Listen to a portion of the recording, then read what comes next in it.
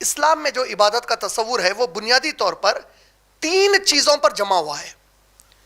ایک، جو بھی معاملہ اللہ اور اللہ کے نبی یعنی وہ محمد صلی اللہ علیہ وسلم ہو یا محمد صلی اللہ علیہ وسلم کے پہلی امتوں کی طرف بھیجے گئے ان کے اپنے نبی اور رسول ہوں، جو بھی زمانہ رہے گا اس زمانے میں اللہ نے جس کو بھی نبی بنا کر بھیجا اور وہ جو امتیں تھیں، اور یقیناً ہمارے لیے تو اب محمد صلی اللہ علیہ وسلم ہو گئے اور تا قیامت صرف محمد صلی اللہ علیہ وسلم ہی رہیں گے.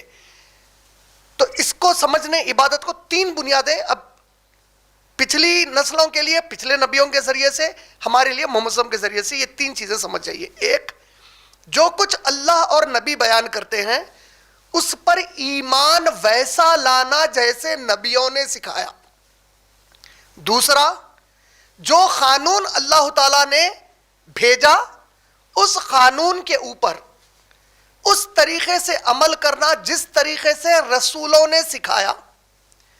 تیسرا، یہ کہ قیامت کے دن جب اٹھائے جائیں گے تو قیامت میں جو کچھ ہوگا اتنا ہی ایمان رکھنا جتنا کہ رسولوں نے بتایا. میں ایک بار دہرا دیتا ہوں تاکہ ہماری باقی کی ٹاپک آسان ہو سمجھنے کے لیے.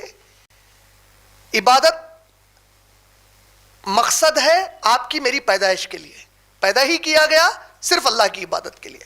عبادت کو سمجھنے کے لیے جو کچھ اللہ نے اپنی کتابوں میں بیان کیا اور اللہ کے جس نبی اور رسول کو وہ کتاب دی گئی انہوں نے جو کچھ بتایا اس پر ایمان لانا.